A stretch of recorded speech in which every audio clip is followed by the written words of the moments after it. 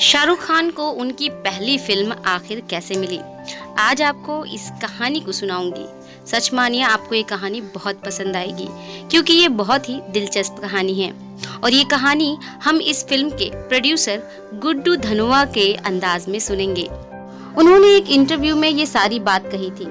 आज दीवाना फिल्म को रिलीज हुए पूरे 32 साल हो गए हैं। 25 जून 1992 को ये फिल्म रिलीज हुई थी। शाहरुख खान की डेब्यू फिल्म थी दीवाना।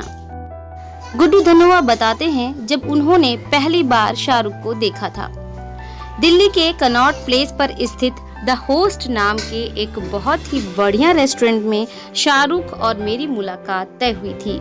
मेरे साथ मेरे डायरेक्टर राज कंवल भी थे। जैसे ही शाहरुख रेस्टोरेंट के अंदर आए, रेस्टोरेंट में बैठे लोग उन्हें देखने लगे।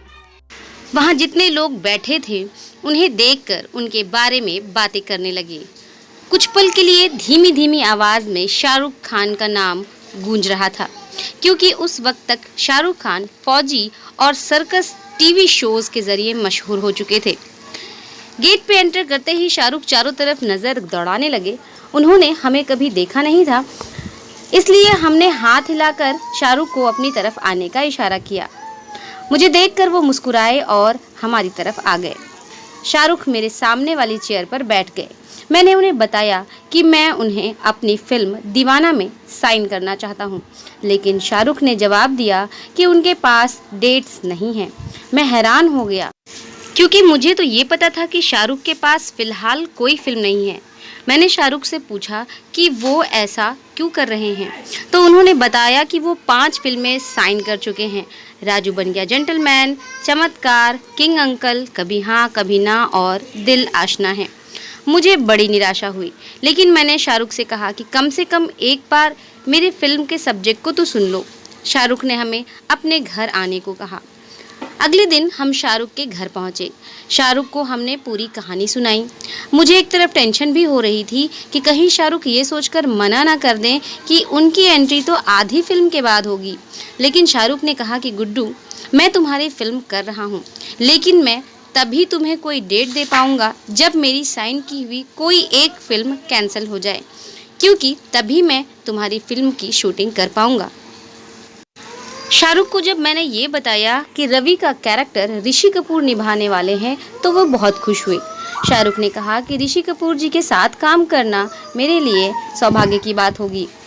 दीवाना साल 1986 में आई तमिल फिल्म बसंत रागम का रीमेक थी। उस फिल्म को S.A. चंद्रशेखर ने डायरेक्ट किया था। पहले वही इस फिल्म को भी डायरेक्ट करने वाले थे, यानी दीवाना फिल्म को। उसी वक्त वो इंसाफ की देवी फिल्म भी डायरेक्ट कर रहे थे। वो फिल्म मेरे पार्टनर ललित कपूर की पत्नी शबनम प्रोड्यूस कर रही थी। अरमान कोहली भी उस फिल्म में थे। शबनम जी ने मुझे दीवाना में अरमान कोहली को साइन करने की सिफारिश की थी। उस वक्त मैंने अरमान कोहली को इस फिल्म के लिए साइन भी कर लिया था, मगर किसी वजह से शबनम जी के साथ अरमान कोहली का झगड़ा हो गया और उन्होंने अपनी फिल्म से अरमान को बाहर निकाल दिया। कुछ समय बाद मेरे पास अरमान कोहली के पिता का फ़ोन आता है और उन्होंने मुझसे कहा कि अरमान कोहली दीवाना फिल्म में काम नहीं करेंगे। मैं दुविधा में फंस गया था। इसी दौरान मुझे शेखर कपूर के साथ मणिरत्नम की फिल्म अंजलि के स्पेशल इफ़ेक्ट्स देखने चेन्नई जाने का मौका मिला। मैंने फ़्लाइट में शेखर कपूर को अपनी परेशानी से रूबरू कराया। तब शेखर कपूर ने मुझे शाहरुख खान को दीवाना में कास्ट करने की सलाह दी थी। चेन्नई से लौटते ही मैंने शाहरुख से कांटेक्ट किया और शाहरुख ने मुझे दिल्ली आकर मिलने को कहा। तब वो दिल्ली में ही थे। इस बीच S.M. चंद्रशेखर भी फिल्म से अलग हो गए और उनकी जगह दीवाना डायरेक्ट करने के लिए मैंने राज कंवर को साइन कर लिया। हम दोनों साथ में शाहरुख से मिलने दिल्ली गए थे। शाहरुख से मुलाकात कैसी रही वो तो मैंने आपके साथ शेयर करा। मैंने 1.5 लाख रुपए में शाहरुख खान को दीवाना के लिए साइन कर लिया। उस ज़माने में किसी नए एक्टर को इतना अमाउंट देने के बारे में कोई सोच भी नहीं सकता था। मैंने शाहरुख को साइनिंग अमाउंट 11,000 रुपये दिए, लेकिन मुझे टेंशन हो रही थी कि शाहरुख मेरी फिल्म की शूटिंग के लिए डेट्स निकाल पाएंगे कि नहीं। किस्मत से राजू बन गया जेंटलमैन की शूटिंग कुछ दिन के लिए कैंसिल हो गई और शाहरुख के पास 20 दिन का समय मिल गया।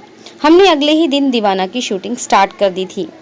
दीवाना की शूटिंग के दिन को याद करते हुए गुड्डू धनोवा जी ने कुछ और दिलचस्प किस्से शेयर किए। उस इंटरव्यू में उन्होंने बताया कि हमने नटराज स्टूडियो में एक बड़ा महंगा सा सेट तैयार कराया था। उस दिन हम फिल्म के कैरेक्टर काजल यानी दिव्या भारती के बर्थडे पार्टी का सीन शूट कर रहे थे। उस एक सीन में फिल्म के कई मुख्य कलाकार थे, लेकिन शूटिंग वाले दिन सुबह सुबह मुझे पता चला कि शाहरुख तो चमत्कार मूवी की शूटिंग के लिए गोवा गए हैं। मेरे लिए ये बड़ा मुश्किल समय हुआ, क्योंकि इतने सारे एक्टर्स को फिर से एक साथ जमा करना मुश्किल हो जाता। मैं फौरन गोवा के लिए निकल पड़ा और किसी तरह शाहरुख को साथ लेकर लौटा। फिर हमने आराम से वो सीन शूट किया। हालांकि मेरे पार्टनर ललित कपूर ने मुझे बताया था कि शाहरुख को अपनी कुछ कॉस्ट्यूम्स पसंद नहीं आई थी। इस फिल्म के सभी गीत बहुत ही खूबसूरत थे। ऐसी दीवानगी गीत के लिए नदीम श्रवण को बेस्ट म्यूजिक डायरेक्टर का अवार्ड, शाहरुख खान को best male debut award, Divya Bharti को Lux new face of the year trophy और तेरी उम्मीद तेरा इंतज़ार गीत के लिए समीर को बेस्ट लिरिस्ट अवार्ड मिले थे। कुमार शानू को सोचेंगे तुम्हें प्यार गीत के लिए best male playback singer award मिला था। ऐसी दीवानगी पहला सॉन्ग था जो हमने रिकॉर्ड किया था और उस सॉन्ग ने धूम मचा दी थी। यानी कॉस्ट्यूम और लोकेशन मायने नहीं रखती। जब कोई फिल्म चलनी होती है तो बस चल जाती है, बस आपका समय आपके साथ होना चाहिए। सो फ्रेंड्स, ये था आज का वीडियो। उम्मीद है आप लोगों को ये वीडियो पसंद आया होगा। इस वीडियो का पार्ट 2 भी बहुत जल्द आप लोगों के साथ शेयर करूँगी, जिसमें ऐसी दीवानगी गीत को लेकर भी एक किस्सा है। तो अगले वीडियो मिलेंगे, तब तक के लिए हंसते रहिए, मुस्कुराते रहिए और हमेशा खुश रहिए। मेरे वीडियोस को शेयर करते रहिए, अपना प्यार ऐसे ही लुटाते रहिए और एक पेड़ ज़रूर लगाइएगा।